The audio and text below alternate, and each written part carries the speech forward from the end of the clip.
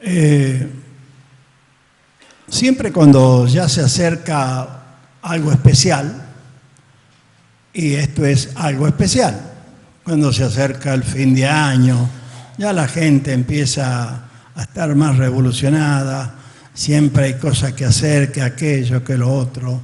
Es como que este sistema nos arrastra tanto a lo del mundo. Por eso el Señor, con sus sabias palabras, Él siempre decía y oraba esa tremenda oración intercesora de Jesús, San Juan 17.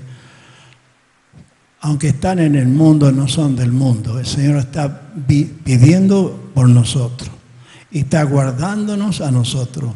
Y también está diciendo, no solamente por ellos, sino por lo que han de creer en mí, por la palabra de ellos. Así que, hermano, varón, varona de Dios, tenemos un respaldo tremendo de Dios. Pero he aquí que esto de la fiesta no es de ahora, esto ya viene de años, de milenios, ¿no? Pero cada vez que parece más fuerte. Y desde que la caída del hombre siempre el paraíso ya desapareció, ¿no? Ese paraíso, ese Edén, después de la caída del hombre, cómo era necesario que después viniese un segundo Adán. Sabemos que el segundo Adán era el Señor Jesús. Pero Él estaba preparando un pueblo santo, ¿verdad? Pero siempre hay contratiempos, siempre hay algo fuerte. La corriente mundana, porque ya el señorío ya lo tomó Satanás, y eso estaba todo en contra, aún de los profetas, de los siervos de Dios, aún desde aquellos tiempos. Y hasta hoy siempre hay fuertes contradicciones con aquellos que buscan y aman a Dios con sinceridad de corazón. Pero también vemos cómo llegó, siempre repetimos esto porque es una clave en Génesis 6, cuando realmente Dios se había arrepentido de haber creado al hombre por el tremendo pecado e inmoralidad del hombre, que estaba no solamente contra Dios, sino contra todo, la naturaleza, lo que Dios había creado. Pero Dios siempre está viendo a alguien que haya gracias en los ojos de Él, como fue en Noé. Porque desde el arca de Noé sabemos que se salvaron Noé y 7 más, sus hijos, sus esposas. Y sabemos que de esa descendencia después iba a venir lo que el linaje del Señor, que viene Abraham, viene David y vino el Señor. Había siempre una esperanza de ver el Mesías que iba a llegar, porque proféticamente se daba el Mesías que iba a venir. Los profetas de Dios profetizaban y llevaban la palabra. Siempre la Trinidad, Dios Trino, Dios Padre, Dios Hijo, Dios Espíritu Santo, estaba presente siempre, aún desde la creación. El Espíritu Santo estaba moviéndose siempre en todo momento, aún guiando al pueblo de Dios, aún direccionando a los siervos y a los profetas de Dios. Siempre el Espíritu Santo estaba en acción, digamos, ¿no? ¿Por qué? Porque Dios necesitaba que de ese pueblo, de cuidarlo. ¿Por qué? Porque tenía que venir ese Mesías prometido, tenía que venir el Salvador, tenía que venir Jesucristo el Señor. Pese a la maldad del hombre, al volcarse a cosas tremendas, ¿cómo cambió? Si ustedes ven, como siempre se enseña en el antiguo pacto, la figura de Cristo siempre estaba presente. Aún de las 12 tribus de Israel, después que cayó Salomón, hijo de David, que cayó en un pecado tremendo, se separaron las tribus. Algunos lo saben, quizá otros no. Son 10 tribus al norte, reino del norte, y 2 tribus al sur. 2 tribus que estaban en el sur, que ahí estaba Judá y Benjamín. Y de Judá iba a venir a Jerusalén, y de Jerusalén iban a ser el Mesías, iban a ser aquel que todos esperaban. Todo esperaban, pero no le conocían.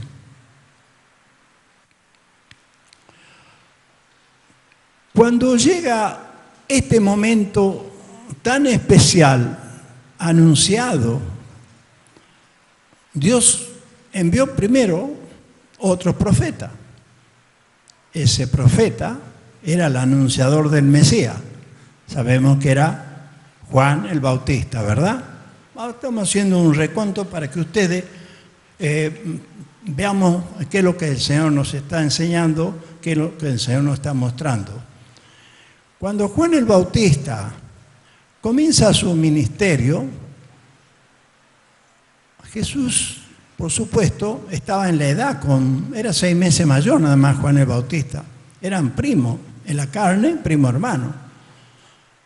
Jesús estaba todavía en calidad de hombre, de una familia, y él no había comenzado su ministerio. Todavía era alguien de una familia de Belén que eran conocidos, porque lo conocían.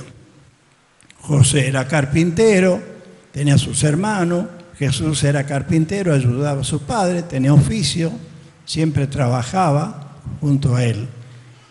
O sea que lo que estaba llevando esto, estaba mostrando que Jesús llegó el momento de manifestarse.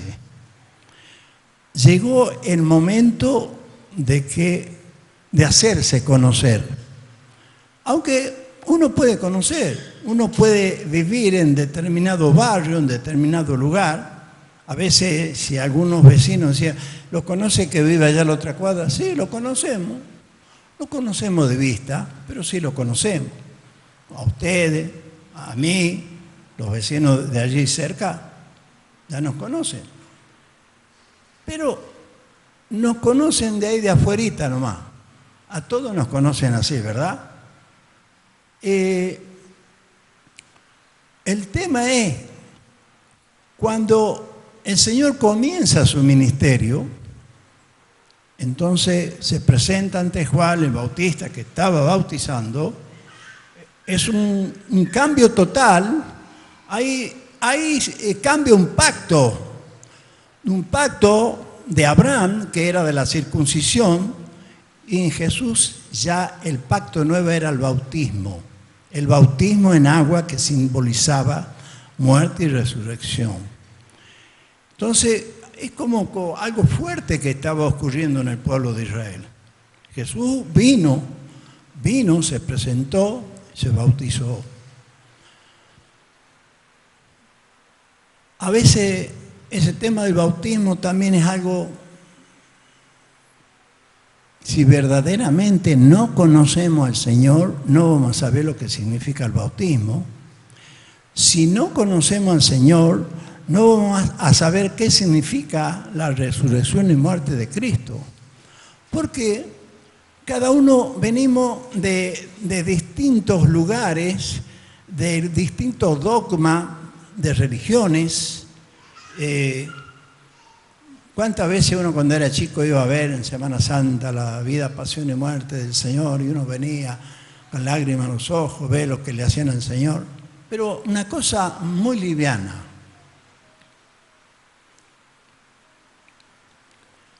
¿Qué pasa en ese tiempo cuando Él se manifiesta? Los mismos discípulos, que había discípulos de Juan el Bautista, entre ellos estaba Andrés y Jacob, que fueron a hablar a Pedro. Hemos conocido al Mesías. Entonces Pedro va y ahí se convierte Pedro a Cristo Jesús. La pregunta es esta, queridos hermanos. Hoy vamos a hablar de un tema de real importancia para cada uno de nosotros. ¿Conocemos al Señor realmente? ¿Conocemos su voluntad? ¿Conocemos, digamos, si enseñaron ya, se enseña en este lugar los atributos de Dios? Estamos empezando a buscar y a conocer. Pero veamos algo, vamos a analizar un poquito las Escrituras, lo vamos a ir manejando para que vamos viendo.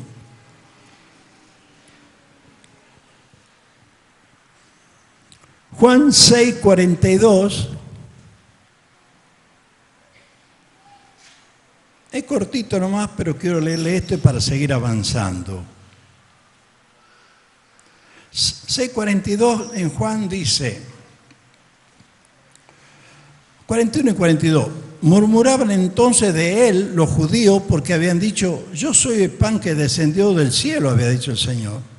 Y decían, ¿no es este Jesús, el hijo de José, cuyo padre y madre nosotros conocemos? ¿Cómo pues dice este del cielo ha descendido?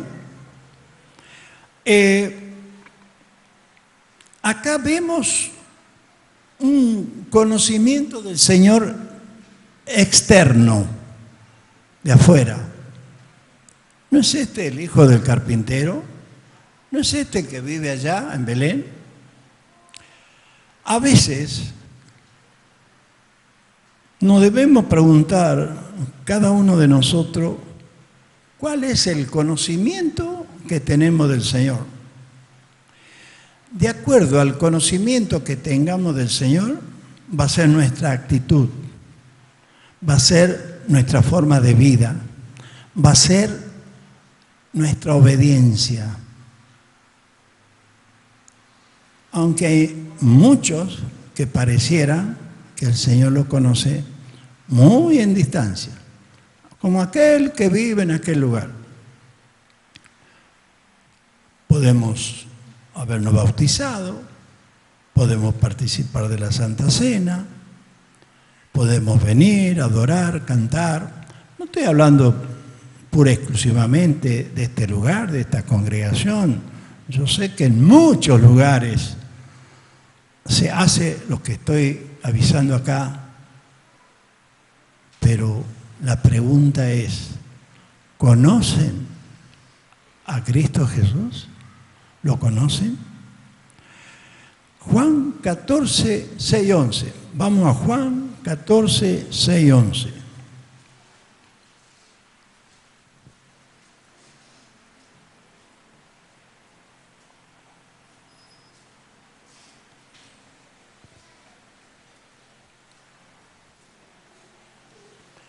Vamos analizando un poquito. Acá hay como un reclamo del Señor. Aquí ya no son aquellos no creyentes que miran a ese Jesús. Aquí hablamos de discípulos. De discípulos. Juan 14, 6, Jesús le dijo, yo soy el camino, la verdad y la vida. Nadie viene al Padre sino por mí. Nadie. Si no por Cristo, nadie llega al Padre. No hay otro camino. No hay otro. A pesar que en la confusión muchos van a la idolatría, al paganismo, a la adoración, a distintos emblemas idolátricos, pero no es el camino. Que quizá una vez lo habremos hecho, muchos de nosotros. 7, versículo 7. Mire el reclamo que hace el Señor. Si me conocieses, también a mi Padre conocerías. Y desde ahora le conocéis y le habéis visto. Felipe le dijo, Señor, muéstranos al Padre y nos basta. Señor, muéstranos al Padre y nos basta, ya está. Bueno, a ver la respuesta del Señor tan sabio. Jesús le dijo, tanto tiempo hace que estoy con vosotros ¿y no me has conocido, Felipe? El que me ha visto a mí, ha visto al Padre. ¿Cómo pues dices tú, muéstranos al Padre? 3 años y medio estuvo el Señor junto a ellos, conviviendo con ellos, sufriendo con ellos, orando al Señor, haciendo todos los tipos de señales. Sanaba enfermos, expulsaba demonios, resucitaba muertos. Eran las señales que Él mostraba, porque no solamente para que crean los discípulos, sino para mostrarse ante el mundo. Por eso remarca, yo soy el camino, la verdad y la vida. Nadie viene al Padre sino por mí. Ahora, ¿qué diferencia hay de estos discípulos con aquellos fariseos que de lejos le conocían? Sí, el padre José, que es carpintero, la madre, los hermanos viven ahí. Es como un conocimiento externo, un conocimiento en distancia. Ahora la pregunta que nos podemos hacer: ¿cómo le conocemos al Señor? ¿De cerquita o en distancia? Si yo estoy en distancia del Señor, si lo conozco de lejos, no voy a conocer de su amor, no voy a conocer de su misericordia, no voy a conocer de su voluntad, no voy a conocer lo que el Señor quiere de mí, buscando cuál es la voluntad de Dios. Si no preguntamos eso nosotros a nosotros mismos, ahí nos damos cuenta en qué lugar estamos parados. ¿Por qué hace esta pregunta el Señor? Porque si conociéramos en realidad, en verdad a Cristo Jesús, nos conoceríamos más nosotros mismos. En Cristo nos vamos a conocer. Nosotros a veces tenemos un concepto equivocado de nosotros mismos. Quizás podamos creer que somos los mejores. O como entramos en nivel de competencia. No es así. El Señor claramente dice: resiste a los soberbios, ama a los humildes. Siempre buscando en humildad lo que el Señor nos pide.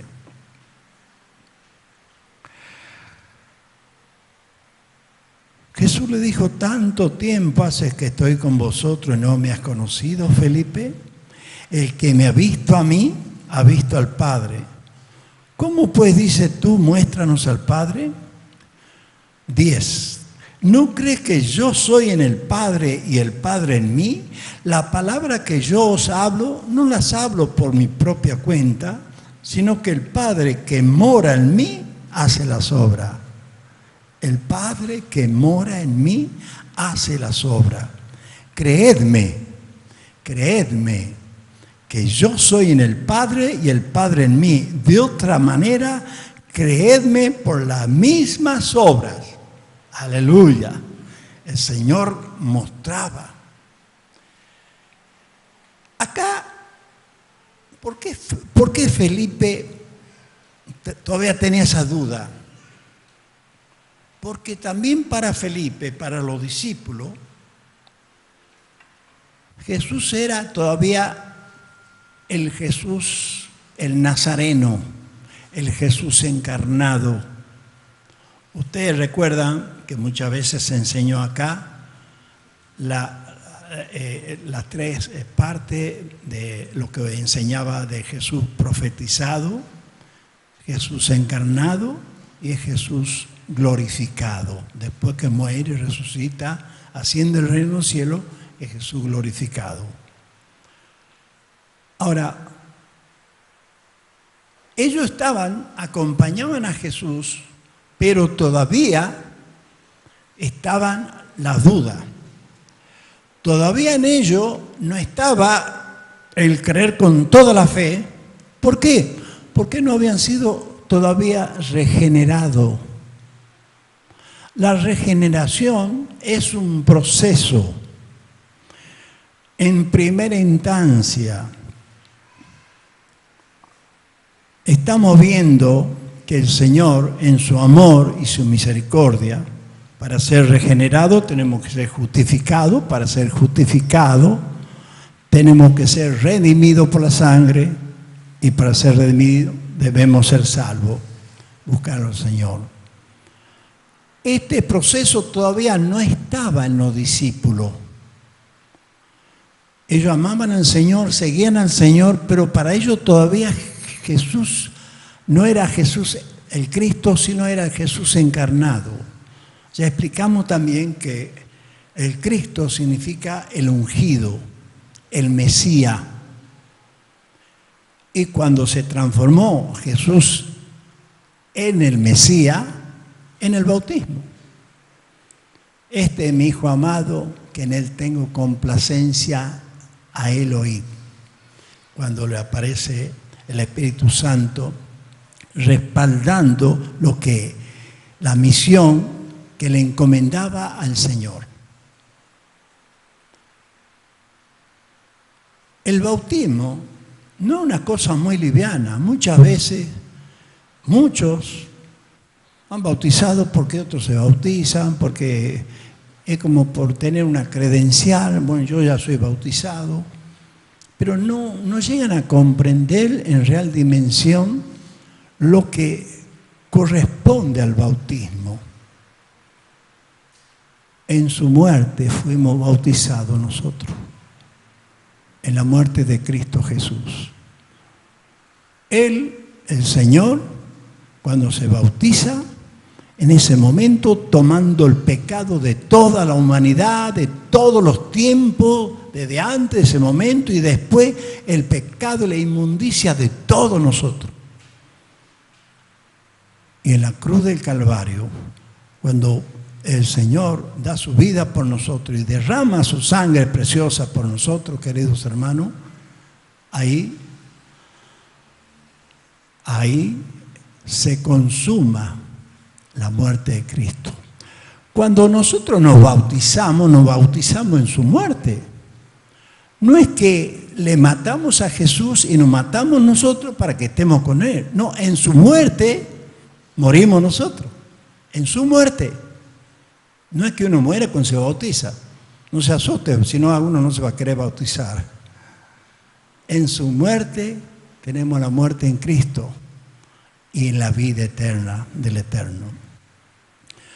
Ahora, esta conversación, esta práctica que tiene con los discípulos, especialmente con Felipe, sirvió para que después del Pentecostés, después de ser lleno del Espíritu Santo, como Felipe, fue tremendo la predicación, fue tremendo la enseñanza. Y Felipe fue usado en muchas circunstancias.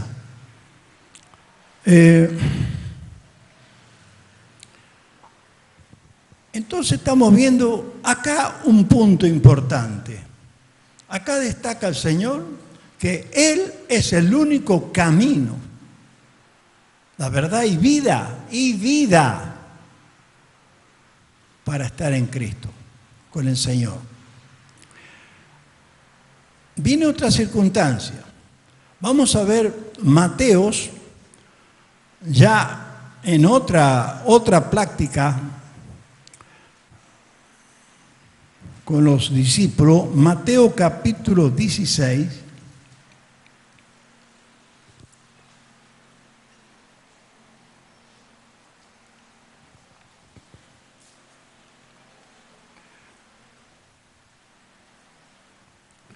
...16, 15 al 18.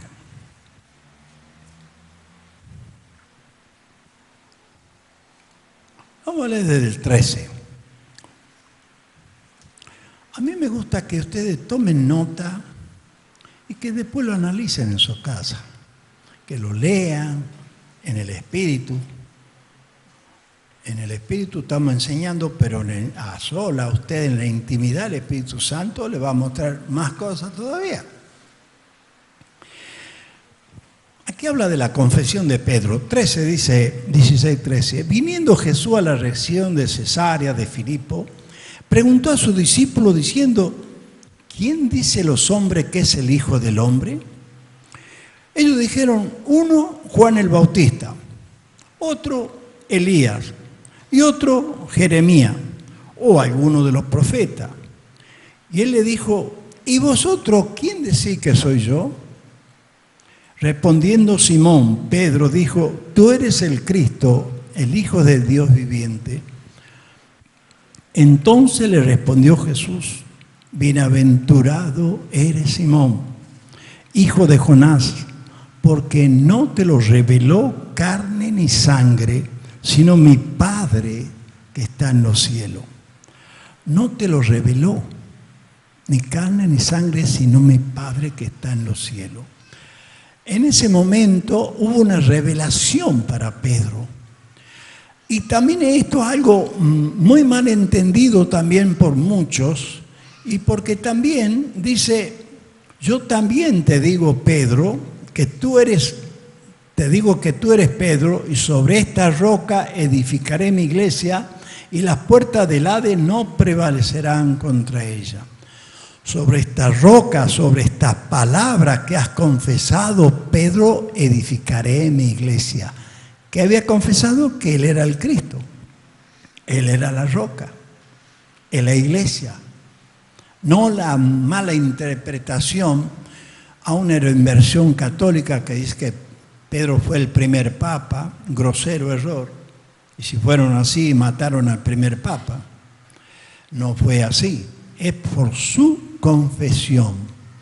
Y aún acá recibió una revelación especial, porque todavía no habían sido ungidos, no habían recibido el poder del Espíritu Santo, el bautismo del Espíritu Santo.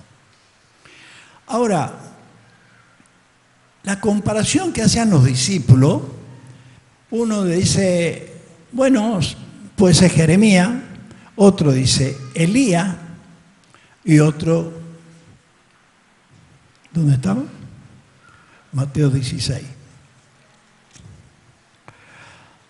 Ellos dijeron: uno, Juan el Bautista, lo compara, otro Elías y otro Jeremías, o algunos de los profetas. Entre Jeremías, la comparación, y Elías, había dos grandes siervos de Dios, profetas de Dios. Elías era de un carácter muy especial. Él solo luchó contra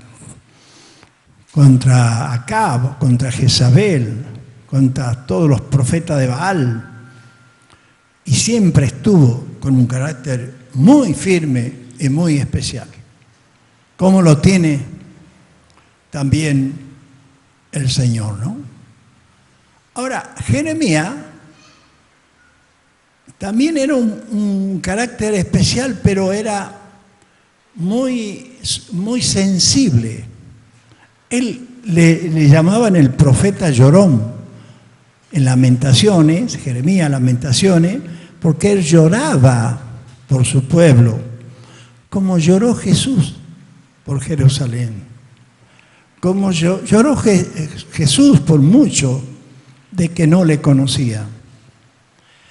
Estas comparaciones vale porque también, como el carácter de Elías, también lo tuvo Jesús cuando sacó el látigo en el templo y que lo sacó a los mercaderes del templo. Mi casa, casa de oración será llamada. Cada vez hay que sacar todo lo malo. O sea que estas comparaciones dadas también se simbolizaba la figura de Cristo. Como tenía un carácter fuerte, también tenía un carácter muy especial, muy sensible. Él lloraba también, Jesús. Lloró por Jerusalén, lloró por Lázaro, por Marta, María. Es decir, ¿por qué estamos mostrando esto? Para que aprendamos a conocer un poco más a Jesús. Jesús me puede conocer a mí, Pero nosotros no nos conocemos a nosotros mismos si no es por el Espíritu que es dado. Yo puedo estar creído que soy excelente y quizás Dios me está tachando. Atente a esto. Hoy es tan fuerte lo que está ocurriendo, tantas doctrinas tremendas, este sistema mundo arrastrando a todos, cómo están llevando a la confusión todo esto chantajista que extorsionan al pueblo de Dios, cómo lo extorsiona con el sistema de la prosperidad, de esto, de lo otro, de aquello. Venga acá, todo está bien, venga acá. Tratar de darle la conformidad a cada uno. Pero así nunca vamos a conocer a Cristo. Si yo tomo una actitud de que no me gusta escuchar aquellas cosas, pongo así, pero es necesario que todos seamos regenerados en Cristo Jesús. Este diálogo que se daba también sirvió porque después vemos, después de cuando el Señor da el soplo del Espíritu Santo a los apóstoles, que no estaban todos, era un grupo de 7 que estaban allí. Recibid el Espíritu Santo, el soplo. Ahí es como que se forma en ese grupo la primera iglesia. Después recibe la confirmación en el bautismo del Espíritu Santo. Cuando Tomás, que no estaba y no creía que había resucitado el Señor, también conocemos esta historia bíblica. Si no lo toco, no viera su herida, no creeré. El Señor le aparece. Tomás, ven aquí, mete tu mano en mi mano, mira mis heridas, en mi cuerpo, mis heridas, mis llagas. Y él se postra ante el Señor, Señor, Señor. Entonces, ¿qué estamos viendo acá? Porque me viste y creíste en mí. Más bienaventurado es aquel que no me ve y cree en mí. Queridos hermanos, Dios nos dio el don de la fe para creer. Y debemos dar gracias al Señor por esto. Debemos dar gracias que tenemos una libertad de poder congregarnos, de una libertad de poder juntarnos para alabar, para adorar a Dios, para escuchar su palabra. Porque están viniendo tiempos difíciles y aún más difíciles todavía. Por eso debemos estar funcionando verdaderamente como un cuerpo. Hay 3 niveles de conocimiento a Dios. Por ejemplo, en Salmo 19:1 dice por sus obras, mostrando sus obras. Las obras dan fe del Señor, el firmamento, quién ha creado esto, quién hizo esto. Qué soberbia del hombre todavía de dudar de Dios, de rechazar a Dios, dar la espalda a Dios, como si esto se ha formado solo. El firmamento muestra el poder de Dios. En sus caminos, vamos a leer un poquito Isaías 55:7, por favor.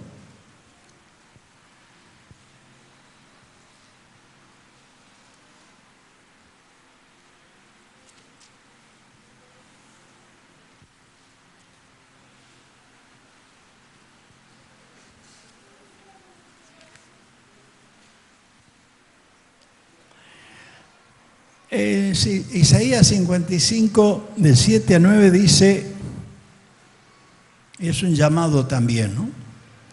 Deje el impío su camino y el hombre inicuo sus pensamientos y vuélvase a Jehová, el cual tendrá de él misericordia, y al Dios nuestro, el cual será amplio en perdonar. Amplio en perdonar. Porque mis pensamientos no son vuestros pensamientos, ni vuestros caminos, mis caminos, dijo Jehová. Como son más altos los cielos que la tierra, así son mis caminos más altos que vuestros caminos, y mis pensamientos más que vuestros pensamientos.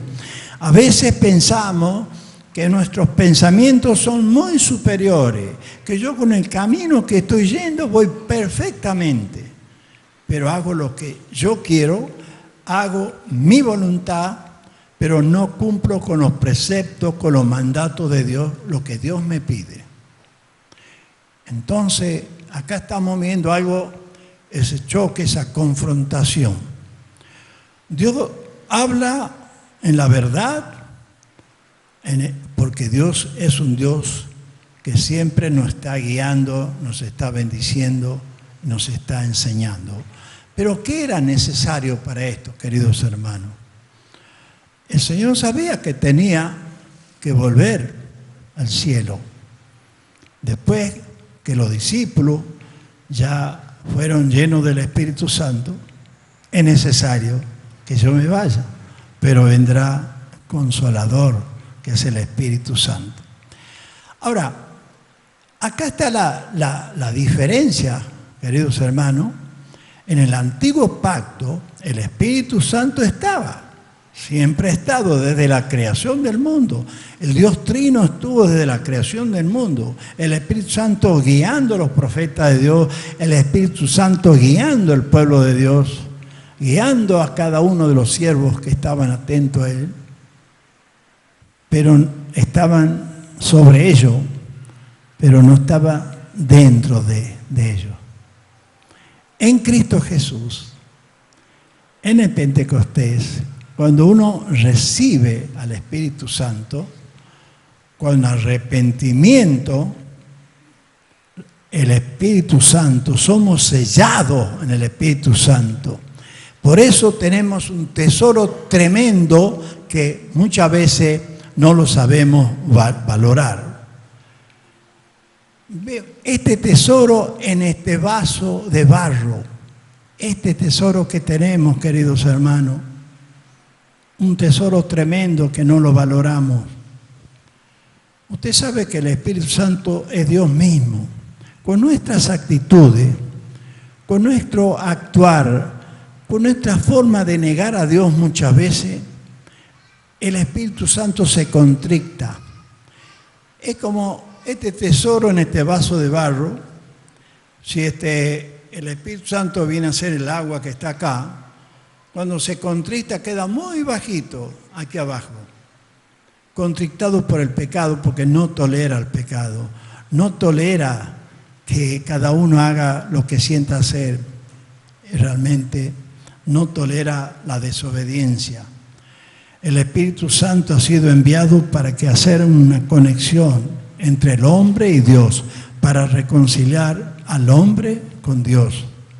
Y nosotros debemos ser esa fuerza que el Señor nos pueda dar para conducir a otro. Que este cuerpo, estos pies sirvan para llevar el Evangelio, para llevar la palabra, para que seamos dignos de Él. ¿Cómo actuaba el Espíritu Santo?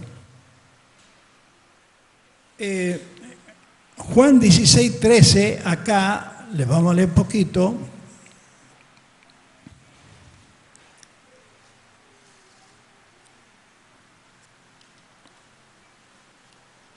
Juan 16:13, si lo están anotando mejor.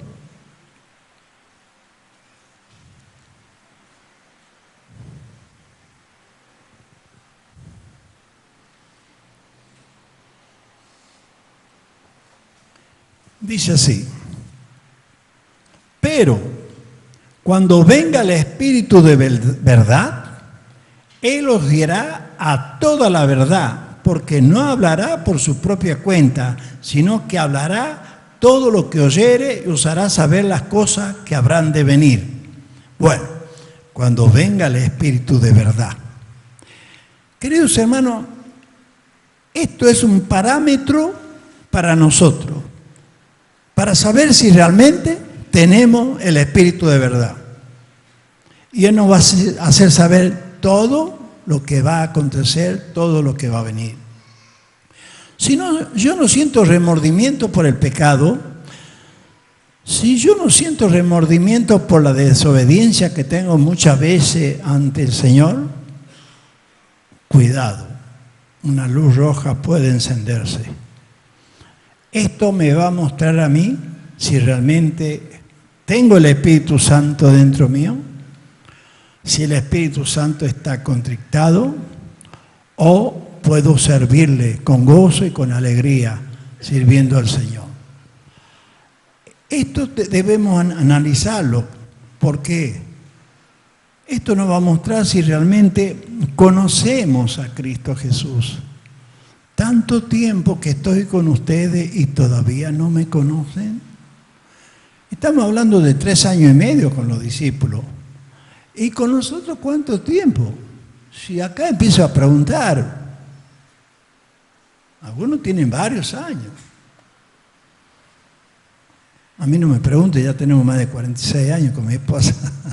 No, 42 años y algo de casado, otra cosa. 42 años en la obra, pero aún todavía hay que seguir aprendiendo. No porque yo soy años que estoy en la obra. Hermano, cada día aprendo cosas más nuevas que me renueva el espíritu. Y yo miro un pie, esto no lo conocía. Entonces quiere decir que al Señor lo conocía en distancia. ¿Qué es lo que me va a mostrar? Que yo conozco al Señor de cerca. La intimidad con Él, orando con Él, escudriñando las Escrituras, con pasión, con amor, porque son las sagradas Escrituras. A veces hasta somos perezosos para leer las Escrituras, queridos hermanos. Está bien, hay que congregarse, hay que adorar, hay que bendecir, hay que ofrendar, hay que diezmar, muy bien. Pero escudriñar las Escrituras es la forma que el Espíritu Santo te va a mostrar y te va a guiar. El Espíritu Santo te va a hacer recordar en los momentos difíciles, cuando estés pasando prueba, el Espíritu Santo. Pero ¿cómo te va a recordar si no lo has estudiado? Yo, si me voy a presentar un examen, tengo que estudiar para aprobar. No me voy a recordar si no he estudiado. O sea, acá no se trata que todos tengamos un 10 en lectura, pero es para uno mismo, es para que uno mismo lo pueda aplicar en la vida, aplicarlo. Ahora veamos acá, en Hechos 13, 2, 3. Acá viene la presencia de un gran siervo de Dios. Ya ustedes se pueden imaginar de quién estamos hablando. El Señor estuvo 3 años y medio con los discípulos, hablándole, renegando un poquito, enseñándole, preparándolo. Pero he aquí, en la soberanía de Dios, Él busca a un enemigo, alguien que estaba atacando a este grupo de hermanos, de varones. Hechos 13, 2, 3, capítulo 13 de Hechos, por favor, si están. Pero antes de comenzar, estamos hablando de Pablo, el apóstol Pablo y Bernabé, pero Pablo específicamente, que fue un gran perseguidor de la iglesia. Dios ya lo tenía elegido, ya lo tenía escogido, ya lo tenía predestinado. O sea que era el momento, este es mi vaso escogido, este yo lo necesito. Aparte de ser, digamos, ya elegido, escogido de antes, predeterminado, que era por el carácter de Pablo, de la obsecuencia que tenía con algo. Voy a hacer esto, voy a hacer aquello, voy a hacer aquello. Esto estaba en contra. Pero yo esto de contra le voy a dar media vuelta y lo voy a usar a favor. Y él fue obsecuente en la obra del Señor. Pero tenía que pasar por una condición. Una condición que muchos la rechazamos, que a muchos no nos gusta. Instrumento escogido me es este, yo le mostraré cuánto le es necesario padecer a causa de mi nombre. De la soberbia que tenía Saulo de Tarso, tenía mando gente, él iba allá, metía preso, lo agarraba a estas sectas. De la soberbia que tenía, quedó ciego, fue guiado de la mano, fue llevado a Tananía. Mira, cuando queda ciego uno no sabe cómo caminar, y lo llevaban ahí humildemente. Y ahí comenzó su ministerio el Señor. Le tenía asignado, ese realmente era un vaso escogido para el servicio y la obra de Dios. A veces no sabemos quién puede ser un vaso escogido realmente para la obra del Señor. No lo sabemos. Quizá ni usted lo sepa. Quizá mañana sea un varón, una varona de Dios que realmente con un poder tremendo sirviendo al Señor. No hay que desechar a nada ni a nadie. Pero he aquí que este varón se humilló, tomó ese mandato que Dios le había dado. Mire lo que dice Hechos de los Apóstoles 13, capítulo 13, 2, 3. Ministrando estos al Señor y ayunando, dijo el Espíritu Santo: apartadme a Bernabé y a Saulo para la obra que le he llamado. Entonces, ayunando y orando, le impusieron la mano y los despidieron. Muy bien.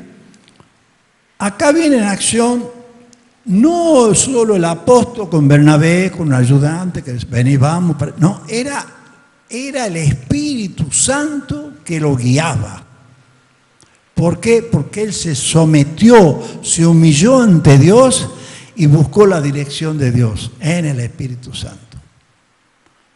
Muchas veces nosotros rechazamos los mandatos de Dios porque vemos a nosotros qué nos conviene o qué no nos conviene. Entonces, cuando lo analizamos a Dios, no nos damos cuenta, pero nos empezamos a alejar de Él. Empezamos a mirarlo en distancia al Señor, cuando debemos estar lo más cerca de Él. Y Pablo tomó esa dirección de la guía del Espíritu Santo y fue guiado en todos sus periodos, hasta que al último él dio su vida por Señor. Fue tan tremendo lo de Pablo que llegó a decir algo muy importante que yo antes no lo comprendía y quizá lo pueda leer. Y él llegó a decir: sed imitadores de mí como yo de Cristo. Mire que no es fácil decir ser imitadores de mí como yo de Cristo. Realmente vivir en santidad, una vida consagrada al Señor. Pero aún así, con todo eso, Pablo mismo decía: oren por mí para que se me abran puertas. Apóyenme en el Espíritu. Él iba aquí, iba allá, pero sufría muchas cosas. Ahora miren, ahora seguimos el relato en Hechos capítulo 16. Hechos 16, versículo 6 al 10.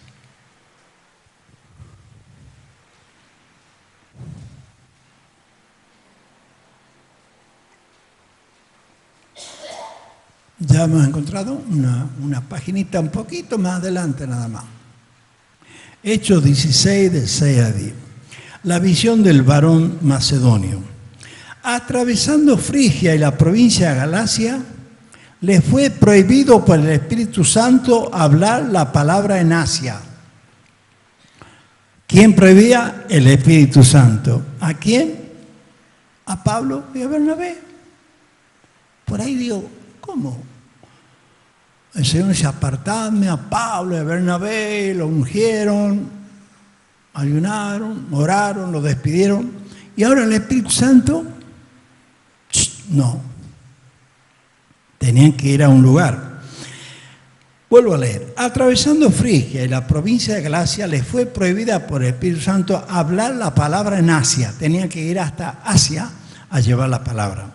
Y cuando llegaron a Misia, intentaron ir a Bitinia, pero el Espíritu no se lo permitió. Primero les fue prohibido y el Espíritu no se lo permitió.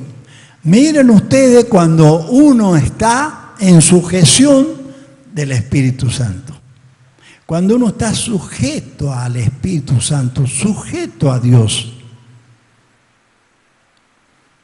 en la obediencia está la bendición. ¿Somos todos obedientes? Más o menos, ¿no?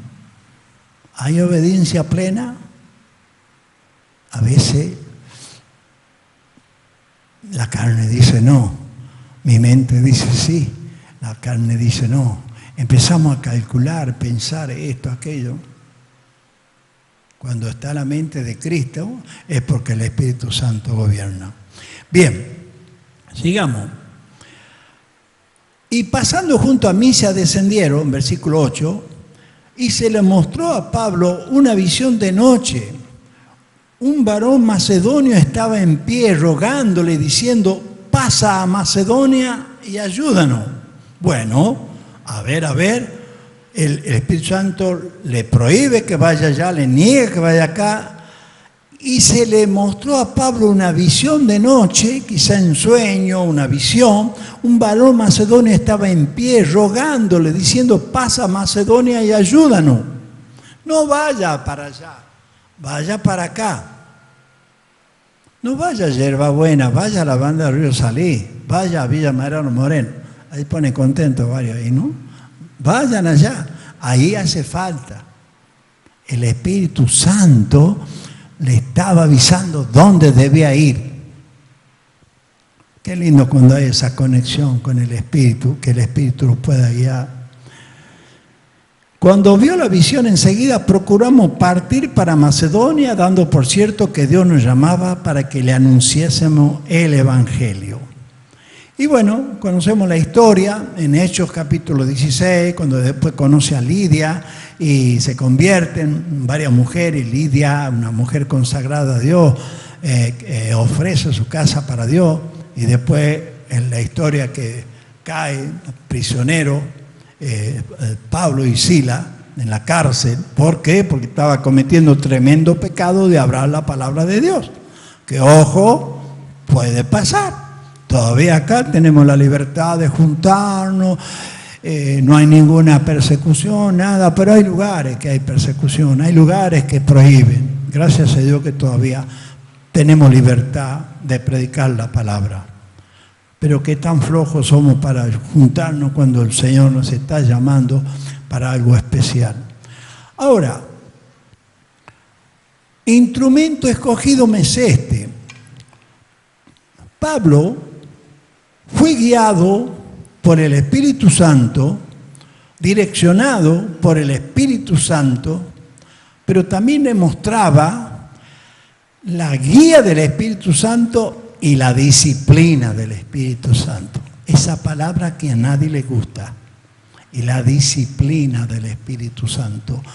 Era necesario que el apóstol Pablo, gran siervo de Dios, también fuese disciplinado. Aún no disciplinado por mala conducta.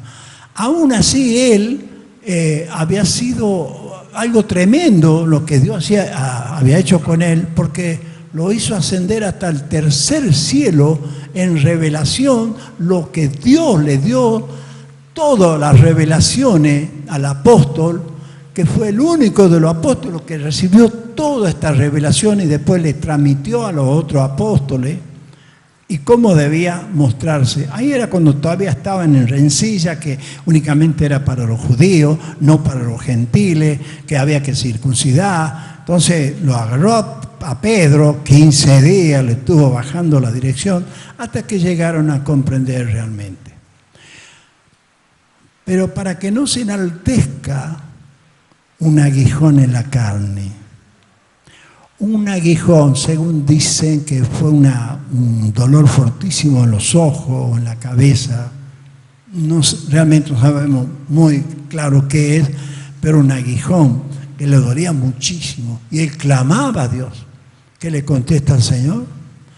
Bástate mi gracia, porque mi poder se perfecciona en la debilidad. Bástate mi gracia. Cuando pasamos tribulaciones, cuando pasamos enfermedades, cuando pasamos cosas fuertes, pareciera que nos debilitamos. Ahora vamos a un punto muy especial. Segunda de Corintios 4, 7.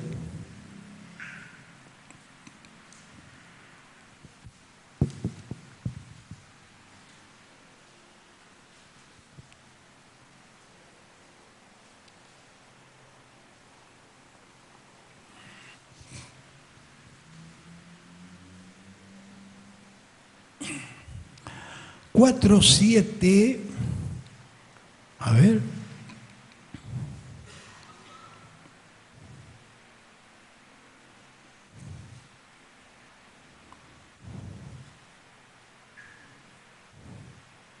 Hasta el 12, 7 al 12. Ya estamos todos con la Sagrada Escritura. Dice así, el apóstol Pablo, como subtítulo dice, viviendo por la fe. Pero tenemos este tesoro en vaso de barro para que la excelencia del poder sea de Dios y no de nosotros. Este tesoro en este vaso de barro, el Espíritu Santo en este vaso de barro que somos nosotros. Cuando Cristo Jesús es Señor y nuestro, Señor y Salvador, y somos sellados con el Espíritu Santo, es un tesoro inapreciable. Por eso 2 Corintios 5 dice así, si este tabernáculo se deshiciere, tenemos de Dios una casa eterna en el reino del cielo. Este tabernáculo, cuando uno va a la presencia del Señor, esta casa se deshace, este vaso se deshace, pero el espíritu y el alma va a la presencia del Señor. Hay muchos hermanos, hermanas, varones, varonas de Dios, que tienen muchas pruebas, muchas tribulaciones, como una enfermedad que parece que la cosa que lo hostiga, que sale de uno y entra en otro y entra en otro y se sana de una cosa y viene la otra. ¿Qué está pasando? ¿Qué está pasando? ¿Qué pecado tengo? Se dirán algunos. Leamos esto, hermano. 8. Que estamos atribulados en todo, mas no angustiados, en apuro, mas no desesperado, perseguido, mas no desamparado, derribado, pero no destruido, llevando en el cuerpo siempre por todas partes la muerte de Jesús, para que también la vida de Jesús se manifieste en nuestros cuerpos. Vuelvo a leer este versículo que es clave. Llevando en el cuerpo siempre por toda parte la muerte de Jesús, para que también la vida de Jesús se manifieste en nuestros cuerpos. Porque nosotros que vivimos siempre estamos entregados a muerte por causa de Jesús, para que también la vida de Jesús se manifieste en nuestra carne mortal. de manera que la muerte actúa en nosotros y en vosotros la vida.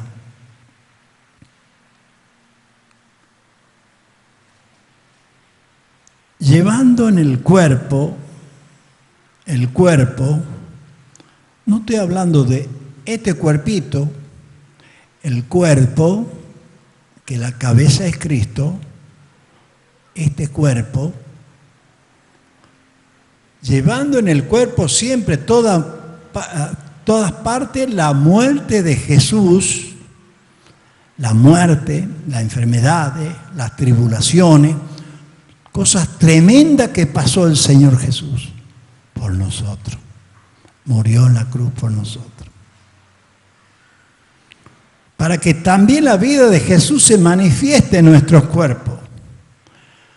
Querido hermano, acá hay algo que quizás pueda comprender o no, pero hay que buscar la guía del Espíritu Santo, como yo la estuve buscando, que me direccione en esto. Dice que cuando alguien está enfermo siempre de una cosa o de la otra, es como que la muerte de Jesús, la enfermedad de Jesús, la está llevando para dar vida a otra, al cuerpo de Cristo, la bendición. Queridos hermanos, el que esté padeciendo persecución, enfermedad, tribulaciones, lo que esté ocurriendo, no se ponga mal. No se ponga mal. El Señor tiene un propósito, porque está fluyendo el espíritu de vida para el cuerpo, para lo demás. Porque, como dice al Señor, bástate mi gracia, porque mi poder se perfecciona en la debilidad. Dios está preparando a aquellos que están siempre con algo que está como confrontándose consigo mismo, qué es lo que le está pasando, pero Dios está puliendo esa joya preciosa. Dios está puliendo y está preparando ese diamante. Queridos hermanos, el apóstol pasó por esto y estamos llevando esta necesidad. Yo sé que aquí hay especialmente algunas varonas que están siempre sufriendo por una cosa, por la otra. En el Señor hay victoria, hermano Jesús. En el Señor hay victoria. Y los que están sufriendo de esto, está dando vida a otro, vida al cuerpo. Es como que ese cuerpo está preparándose para la gloria del Señor. Aleluya, hermano. En el nombre del Señor, demos gracias a Dios en todos los tiempos. Si es cierto, las tribulaciones, las penurias, los castigos, los pasó el Señor, los pasó el apóstol Pablo, los pasan los hijos de Dios. Aquí no hay pare de sufrir. Mire qué mentira tan grande. Al contrario, toma tu cruz y sígueme. En la palabra de Dios le dice, yo les mostraré cuánto le es necesario padecer a causa de mi nombre. Queridos hermanos, si estamos tomando esta cruz, la llevemos con gozo y con alegría, que el Señor está aclarando cada vez más. Segunda Corintios 5:16 dice: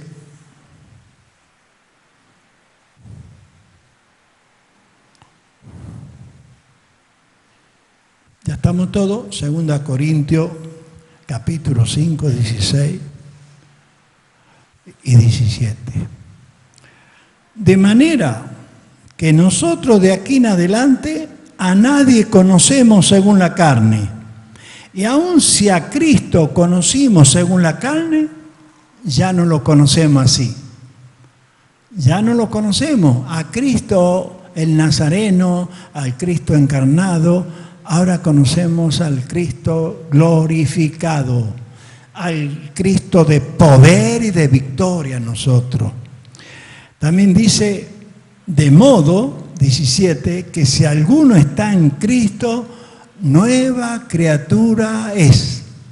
Las cosas viejas pasaron, he aquí, todas son hechas nuevas. Y todo esto proviene de Dios, quien nos reconcilió consigo mismo por Cristo y nos dio el ministerio de la reconciliación. Y que Dios estaba en Cristo reconciliado consigo al mundo, no tomándole en cuenta a los hombres sus pecados, y nos encargó a nosotros la palabra de reconciliación. Así que somos embajadores en el nombre de Cristo, como si Dios rogase por medio de nosotros, os rogamos en nombre de Cristo, reconciliados con Dios. Esta es una oportunidad más que el Señor nos da. Y para finalizar, queridos hermanos, la última parte quiero leerle acá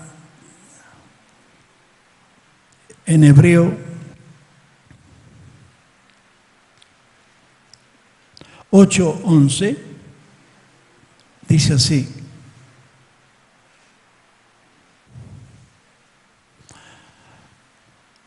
hemos comenzado esta enseñanza. ¿De qué manera conocemos al Señor?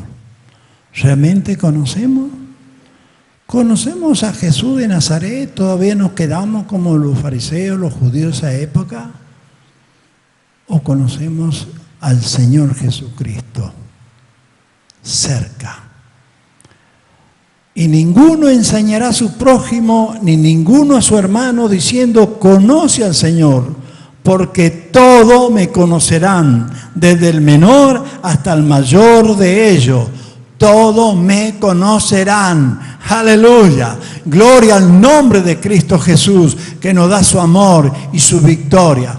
Aplaudamos el nombre de Cristo Jesús y demos gracias. De pie, hermano, de pie. Vamos a dar gracias al Señor, porque nos enseña que debemos estar cada vez más cerca, conocerle más cerca. ¿Cómo le voy a conocer si no le obedezco? ¿Cómo voy a conocerle al Señor si hago mi voluntad y no la del Padre? Gloria a tu nombre, Señor. Gracias, Señor. Gracias, Padre, porque tú eres fuente de agua viva, Señor, que nos calma la sed para que podamos ser tus siervos útiles, Señor. Gloria, gloria a tu nombre, Señor. Gracias, Padre.